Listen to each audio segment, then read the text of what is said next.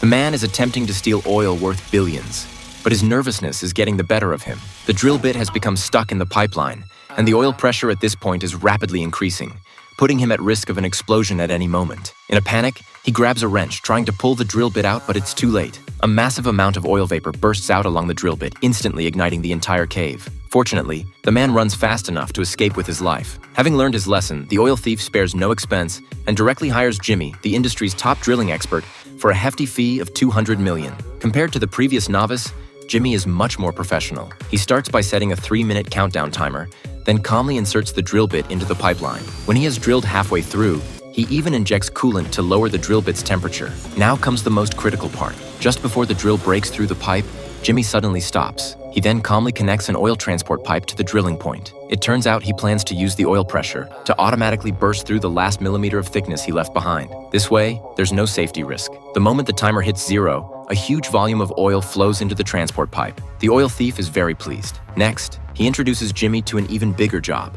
This time, the client is an oil tycoon who plans to steal oil worth $100 billion. As a reward, Jimmy can earn $1 billion.